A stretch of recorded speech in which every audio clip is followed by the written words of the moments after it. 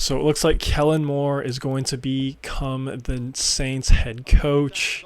Not a very desirable job, hence why it took so long for it to happen. Of course, nothing is official yet, but it really is looking that way, and there are multiple reports saying that the deal will officially get done the Monday after the Super Bowl.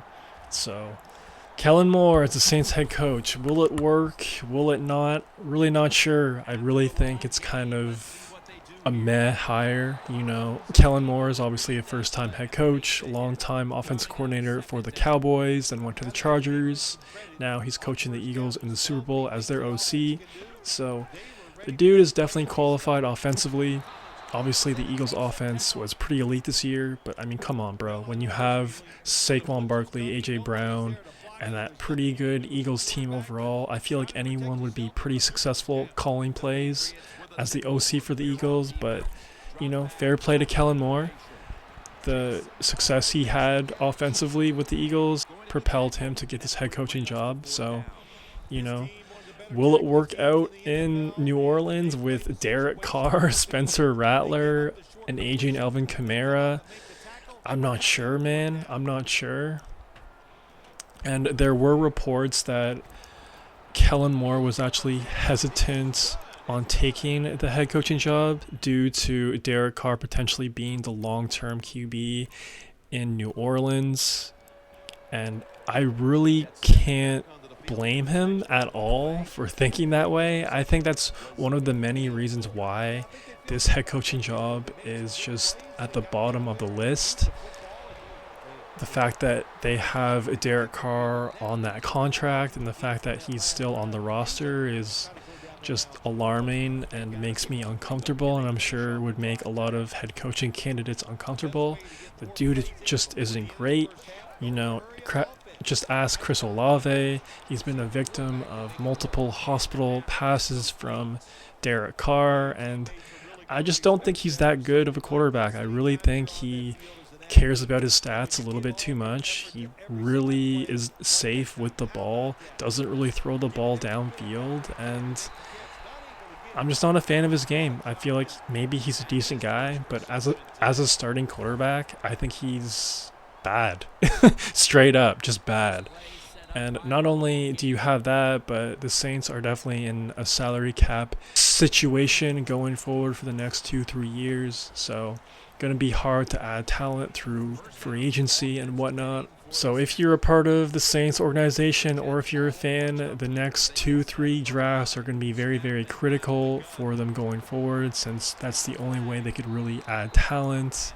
And, not only that, but the owner is definitely a question mark as well.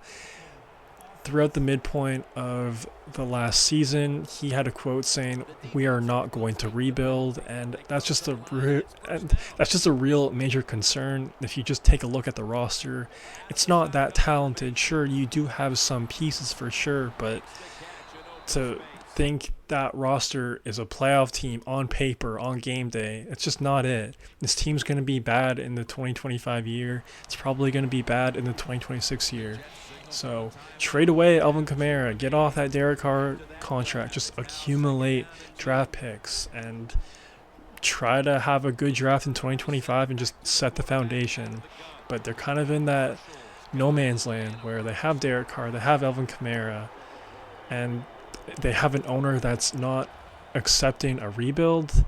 Why would you want to go there as a head coach? But shout out to Kellen Moore. It's not reported how much they are going to pay him since it is not technically official yet, but I'm sure that'll come out soon. I would imagine they are paying him at least $10 million a year. So yeah, man, let me know if you think Kellen Moore will do well with the New Orleans Saints. And if you were a head coach looking for a job this offseason, would you want to be the Saints head coach? Let me know in the comments below. I definitely would not at all. I'd rather go to Chicago, of course. I'd rather go to Dallas, even though you have Jerry Jones, you have Dak Prescott, you have CeeDee Lamb, you have Micah Parsons. I'd rather go to the Patriots too. You have Drake May, you have Robert Kraft. Some people are kind of iffy on him, the post-Tom Brady era, but I still believe in him. Also, some other drama with the Saints. There has been a report that some emails have revealed that Saints front office officials helped the Catholic Church's PR team manage the fallout during their abuse scandal.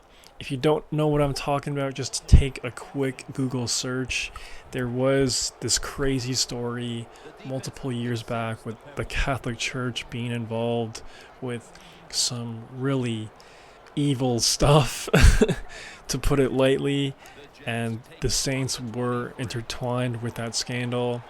So the fact that the Saints are where they are in the football world and in business, it's kind of like the Browns, man. It's just karma. It's just straight up karma with, the Browns, how they treated Baker Mayfield and how they rewarded Deshaun Watson. Look where they are now. Their star franchise pillar player is requesting a trade and does not want to play for them anymore. And take a look at the Saints. They're at the bottom of the list of the head coaching jobs available, and they have Derek Carr as their quarterback. I'm sorry, Derek Carr, but I don't think you're that great. I'm sure you're a great guy, but as a quarterback, like, come on. Like, ask any Saints fan, like, how they feel about you. I'm sorry, dude. But, yeah, man, karma is a crazy thing. Not only do we see it in real life, but we also see it in the business, entertainment, and football world. Speaking of Derek Carr and that quarterback room, I think Spencer Rattler, keep him on for another year. He did show some flashes, in my opinion. I feel like if he could potentially work with Kellen Moore for a full offseason, I'd like to see what he could do in his sophomore year. I think he has potential. Maybe, just maybe, to be a starter one day. I feel like he could definitely be a solid backup QB. But also, there was an article on the Saints website saying that Kyle McCord and Kellen Moore could be a good fit.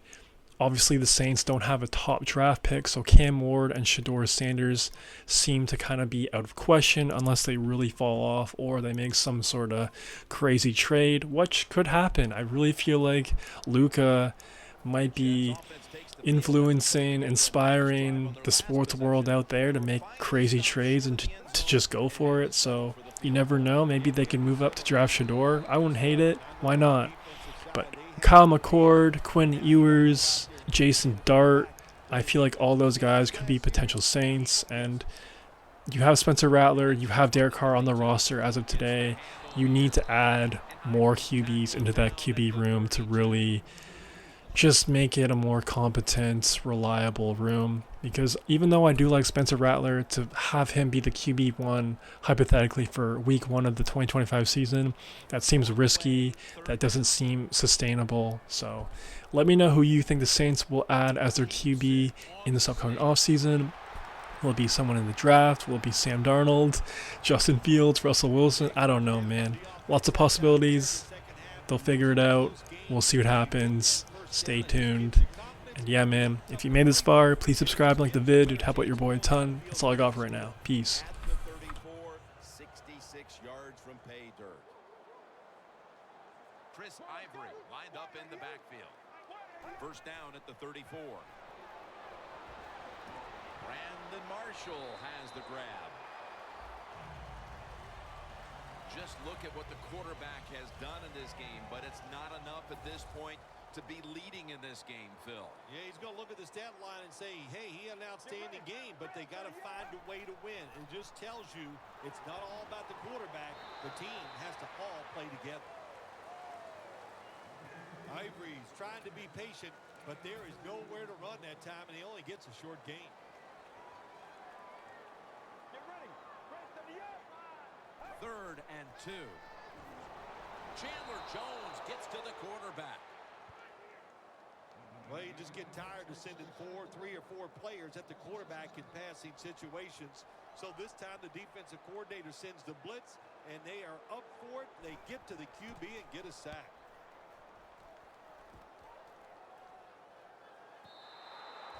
It'll be a touchback.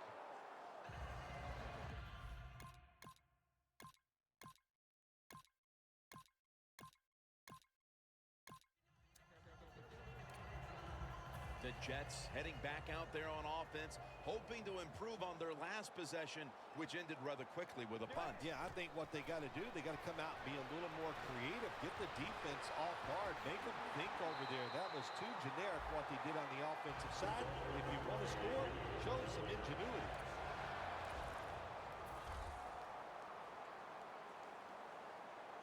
First down at the 31. Can't hold on here as this ball's incomplete. Good job that time by the secondary. They're in good position. They make the play, and it's an incomplete pass by the quarterback. Out of the gun. Jason Morrow makes the catch.